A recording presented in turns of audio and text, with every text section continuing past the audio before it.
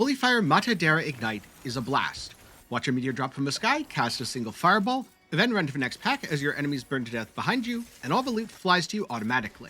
When you get to a boss, oil it, and watch it burn to death, as the Ignite ticks for billions, at least after you've done a little bit of orb maxing. This build took me through the campaign quickly and easily. Then, it progressed all the way to T8 without any issues. Once I hit Oblivion, there was a little bit of a slowdown, but with a couple of quick tweaks to my setup, I was blasting tier 16s in no time. And so with that, let's get right into it. So first up, the build is still using Poem Never Recited to oil enemies by casting Judgment. This is still incredibly important, because oiled functionally triples your DPS on Ignite. So, you 100% need this to play the build.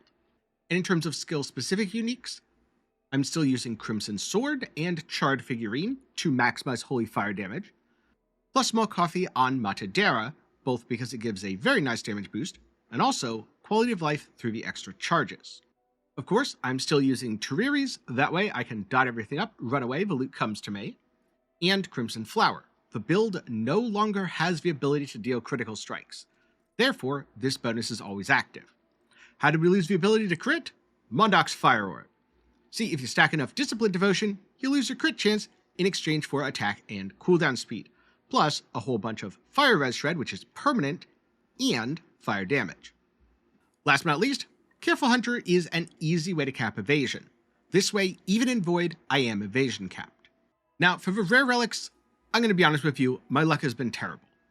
I've gotten some skilled projectile amount, holy fire damage, ignite to oiled. This is very good, and I should probably be using more of these. I have one ignite damage relic. I should definitely be using more of those. And I have 2 all resistance relics because I haven't gotten enough damage affixes to drop. And unfortunately, while having one flaming relic is very good, the better my setup got, the worse flaming performed, so I dropped all the others. So I suspect a more optimized version of this would be a bunch of Emberborn and Soldering, maybe a couple Ashen, even more Ashen if you just want to go pure Holy Fire, and probably 1 or 2 Desperado. Also, there should be less larges and more smalls. That said, even with this current setup, I can blast through tier 16, so clearly the extra damage isn't needed. And by the way, if you're struggling for rares, try a Book of Judgment. You'll be killing judged enemies pretty frequently, the crit stuff doesn't matter, and it gives roughly as much damage as Tiriri's Law. Now, as for what to roll and imbue on relics, for Grand and Exalted, try to imbue either fire damage, or if you can't get that, lightning damage. I got pretty lucky and hit fire damage everywhere. For prefix, percent life, a couple of fire damage rolls. For suffixes, try to get flat life, and if you can a res, though something else is totally fine. On larges, imbue fire or lightning damage. For the prefix, fire or lightning damage. For the suffixes, mostly focus on capping resistances. On smalls, yet again, flat life. Use them to cap resistances if you need. Imbue them for endurance or evasion to cap. Then with spare affixes, grab things like gold gain, relic drop chance, soulstone gain, etc. Next up, let's go over gear and the Great Bell. On your weapon and your right ring, you want ignite damage. Left ring, get life leech, avoid crit. For the next 3 slots, use either evasion or endurance, whatever you need to cap. Belt, ailment duration is important. Pants, either phys res or cooldown reduction. Hell, you can even use life. Pants are not a super impactful slot for this build. Boots, movement speed, ele res. Keepsake, very important to get life here. Accessory, mana cooldown speed. Now, on the Great Bell, I want to point out something over to the right side, because I found it particularly helpful to grab a bunch of extra life nodes. These are located near the Endurance near Second Wind, and down here near the Potion Healing amount, which I also took, the Endurance, and the Life Regen. Having the extra life provides a nice little buffer in Nightmare tier 16, and you have the extra points in this build because you don't take crit. Now, Constellations on this build are pretty straightforward. Early on, you start by going down the Fury Devotion path. Max out Agam. While these nodes aren't particularly useful, it is still 4 devotion points, which is helpful for Mondok's Fire Orb. For the same reason, you take all of the nodes in Guaraki, including the Sun, which does nothing.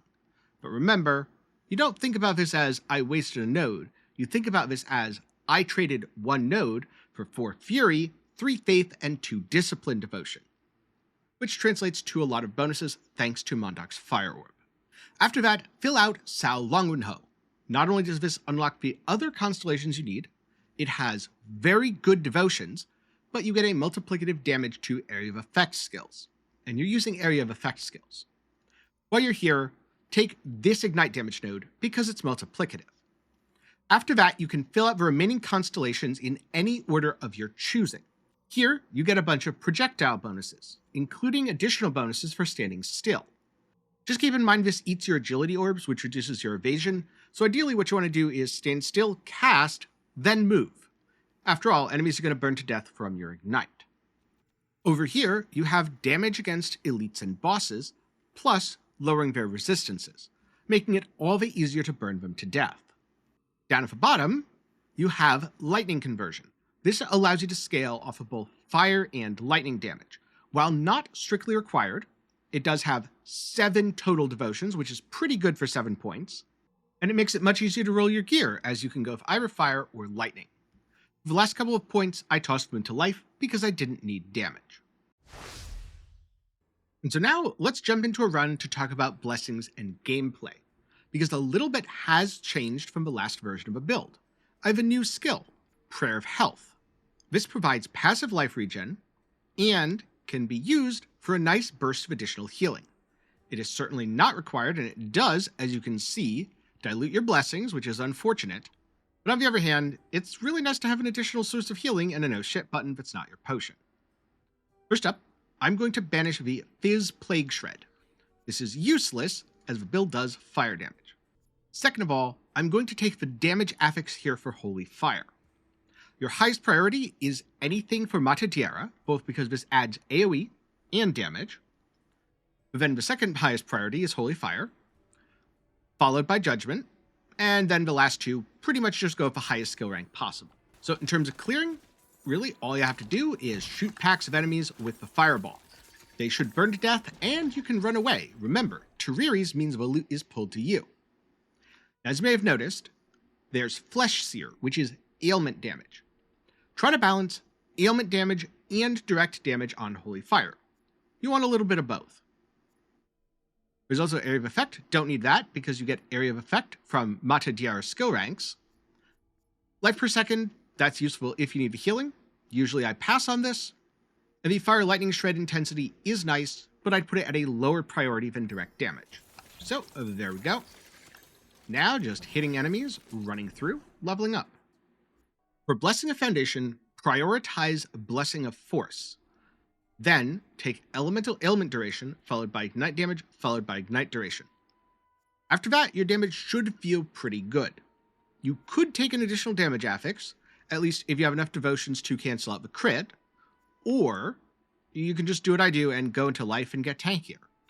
Alternatively, movement speed is a pretty good third blessing option because gotta go fast and clearing more stuff is fun. Now, you'll notice for a lot of these elites, I am not casting Matadeira at all. If my gear was worse, I would have to cast it occasionally, but for now, I can get it with Holy Fire, especially since so far this run, I have been given nothing but Holy Fire blessings. And that is the unfortunate part about Prayer of Health. It dilutes the pool enough that it's a little bit harder to roll what you want. Here we have a Survival Wave boss. First, cast Judgment. The boss is now oiled, as you can see from the purple icon. Drop a Meteor. Well, now that boss is going to burn to death. Technically, you don't have to do anything for most of the bosses, but sometimes you will have to recast the Meteor, just like so. If a boss hits you, use Prayer of Health. One of the things that really took this build from feels okay to feels great was learning that I didn't have to stay and watch enemies die. Once I cast a couple of Ignites, at least provided I wasn't really behind on my damage scaling, I could just leave. This means more time to loot chests or explore side areas. And I'm getting all of the EXP and gold as if I stuck around to kill all the enemies. Isn't Ignite great? Now, there are a couple of useful unique blessings, one of which casts Matadeira on kill, another which is Righteous Blade, but one that you always want to avoid is Blighted Carcass. This converts your Holy Fire to Plague, meaning it can't ignite, so you'll lose all of the damage on your clear skill. Never take that one. On the other hand, something like this Republican's Ruin, 50% damage on Matadeira, that's a good one. And since that gave me a bunch of skill ranks, look at how big the explosions are on my Holy Fire. The more skill ranks you have on Matadeira, the bigger an area all of your skills hit. It starts to get really crazy by the end of a level, especially if you take 1 or 2 AoE blessings, which honestly you don't even need to do. But yeah, that's about it for blessings and gameplay. And so that's the build. It goes from one of the fastest campaign builds I've played to one of the best speed farmers that I've played. And right now I'm using it to speed farm tier 16, because I want to try both the Wall of Fire and Skyhammer variants. So far, I have not had very much luck with my Uber Relic drops, which is to say that I have dropped 2 Death Bells and a Wall of Thorns, but so far no Wall of Fire. I don't think either Death Bell or Wall of Thorns is really going to help me here, though they are pretty cool and they might show up in future builds. I guess get subscribed if you want to see that. Also, I've had terrible luck with rare relics, which is why I don't have a planner out yet, because I'm not entirely sure how many ignite damage and how many oil damage relics I want to include in the final version of a build. That said, check back in a few days if you're watching this when it first airs. The planner will be up soon-ish once I figure that out. Now, on the other hand, if you want more builds, well, number 1, I am going to be doing Plague Repeater next, so get subscribed if you want to see that. Number 2, I've already done Plague Split Shot, Tupa's Wrath, a leveling version of this build, and Veil of Quills. All of those will be up in the card and down below.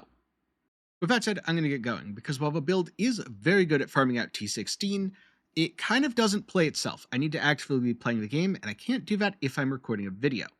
So, thank you very much for watching to the end. I'm glad you've enjoyed. Again, if you want something else to watch, check out one of my other builds. Look forward to the planner that'll be out soon. Good luck on dropping your Mondok's Fire Orb, and with that, I'll see you in the next one.